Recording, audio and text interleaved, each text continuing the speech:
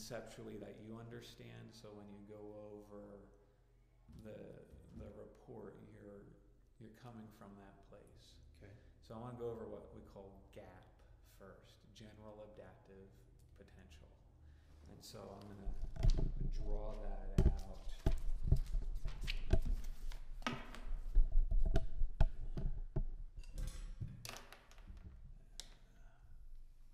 I'll just use this. So what GAP is, that general adaptive potential, is, let's just say this line right here is failure. Your body's breaking down, disease processes are developing. Your body's in failure, okay? This top line is optimal or peak function. So you would agree that our body has to function in between those two lines, correct? Yep. Now, what the equipment does, you probably don't get an NSFI. You're going to have to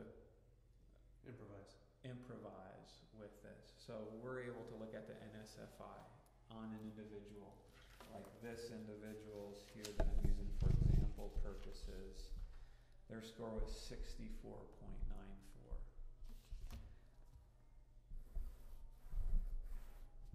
There's that person's ceiling.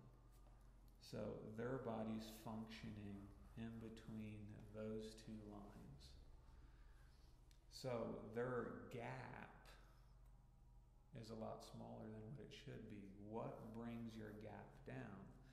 Physical stress, chemical stress, emotional stress. Now there's good stresses on the body to help it bring it up, like you would say exercise is a good thing, right? In moderation, yeah. In moderation. It could also tear you down, but we want you to exercise to bring that up.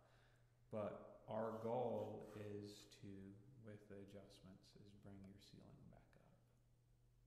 Makes sense. One thing too I like to do is you can correlate two parts of the scan, and if you update your substation with the muscle component, you'll get an energy distribution graph, which I'll show you in a second, which is a huge thing because you can ask someone with these bad scans, you can say, you're tired all the time, aren't you? You can even use it with explaining the gap in the NSFI. You're tired all the time, aren't you? And the answer is always yes. And how did you know? Because 90% of our nerve system's energy is put to postural muscle activity, keeping us from being a blob on the ground. So if our body's having to put so much more energy into just keeping us upright, it has no reserves, especially when your ceiling's down, to tap into. So you're always tired, you're always behind, your body's always behind. So it's trying to keep up. So the gap thing is what brings the ceiling down? Physical, chemical, emotional stress. We want your ceiling, your gap, to be big, because then when your body is stressed, it always has somewhere to go into, to tap into for a reserve. So if your ceiling's low, you've also probably heard is when you're sick, you do sicker, you get sicker quicker, because when your ceiling is low, eventually it's going to taper off. It's not going to stay plateaued. It will just continue to go into more and more failure until you do something about it. And so that's the gap principle right there, is failure, optimal function. You're falling somewhere in between it. This also, using this is how we go into the recommendation. So that's a gap. Let's talk about the exam. What are you asking in the exam? We try to get out, like in the consultations that we're asking, we try to get out physical, chemical, emotional stressors that would have caused their problems. Try to anchor that. Try to anchor how long do you think it took you to get to this place where you're at? How long do you think it'll take you to get out? And just to get an idea of what they're thinking. And try to get that long-term wellness in their mind based on them answering the questions. So this is how I do it. Okay. Is I'll give you our intake forms. Our intake forms are very wellness oriented. So do you drink bottled water? Do you take supplements? Do you exercise? Do you eat highly processed foods? What's your main objective for coming to our office? And then we have the traditional, what medicines are you taking and why? What symptoms have you experienced currently or in the past? And that's pretty much our intake form. So when I walk into the room, I know why they're here. What's your main objective for being here? I know that. But I go in and I'll say, Brad, tell me a little bit more about your low back pain. And I sit and listen. Mm-hmm. And then when they're done, I may ask a few more questions about that issue that I need to know. But then I'll ask, if it's low back, I'll ask, Brad, do you have any digestive problems? Do you have any bladder problems? Do you have numbness, tingling in your legs? I want to hit some of the autonomic nerve system questions for the area of their complaint. And 9 out of 10 times, you're going to hit something. And then I always go to another region of the body. So, Brad, do you have headaches? Do your arms fall asleep at night? Do you have allergy and sinus problems? And let them answer. And then I will say this. Brad, the reason why I ask those questions is I want to fully understand how subluxations are affecting your body today. Do you know what a subluxation is? No. No. And so I was like, okay, well, let me explain to you what a subluxation is.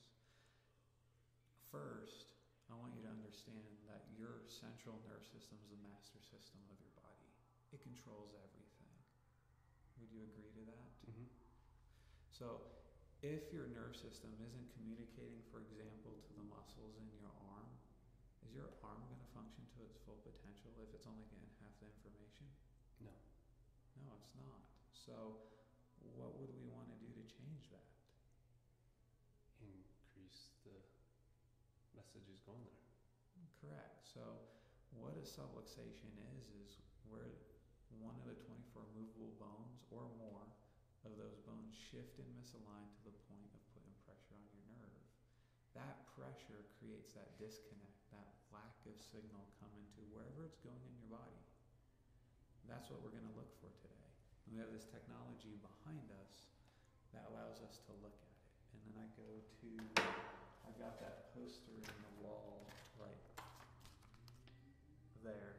And so I explain how that testing looks at the different parts of the nerve system. And then we go in and we do our palpation, our chiro exam, and then I have Amanda go in and go through all the insight tests. So she does the scans. At the end, the one key thing too is at the end when I'm done, is we'll say, Brad, I'm through today with what I need to do. I'm going to have Amanda come in. She's going to run all these tests. But I want to know if it's okay next time you come in, if it's okay, I'll give you my best recommendation for you. And everyone says, well, duh, yeah. Mm-hmm. No one says no. So you're kind of, wellness is kind of, that's kind of what I do in my exam process. Okay. Couple key things. So then, is there anything specific that she says when she's doing the scans or anything educationally that is important? Key thing is what I like to do is you have thermal and EMG. Mm-hmm. So the key things that I would say in those 2 points is this first test is going to roll up your spine, Brad. What it's doing, it's looking at that automatic part of your nerve system, the part of the nerve system that you don't have to think about. It's telling your heart what to do. It's telling your stomach and intestines how to digest the food. And we're looking at the blood vessel component of that right now. And so we're going to see patterns of what your body's doing. Do the test. And then the muscle one, I always use their forearm as an example. Say, Brad, now we're going to look at how your nerve system is communicating to your muscles. Let me show you. And I get the test running. And I take the forearm and hold that surface EMG sensor on the forearm with her hand open and say, Brad, you see that red line on there? Yeah. Make a fist for me. What happened to that red line? shot up. There's more activity in those muscles now, isn't there? Yeah. Relax. You see that line coming back down? Yeah. It's resting to a healthy environment for those muscles. So we're going to look at that with the posture muscles here. And so then we just go through. So those would be the things that I would say there. Not much, but kind of try to ask questions. That is a key thing. Yeah. Having them answer, what is this test? Explain the test, but do you see it's decreasing, or do you see there's more nerve function in there or less nerve function, as with that example, trying to correlate it. With that, as you're like contracting, you could also correlate with that with pain. Does your arm hurt anymore when you do that? No, it doesn't. Mm-hmm. Pain is irrelevant. The key thing is whatever questions you add at any point, well, anything you want there is to ask a question to make the point that you want. It's all Socratic. The more Socratic you can be there, and with the report when you do the R1, and they're answering the questions, when you get to the recommendation, it's not a question. It's, this is how we're taking care of it. Let's go get you adjusted, and Amanda will go over the finances. I mean, so I'm not asking. Right. Are you in? Yeah. Are you ready to move forward with this? Or let's go get you adjusted.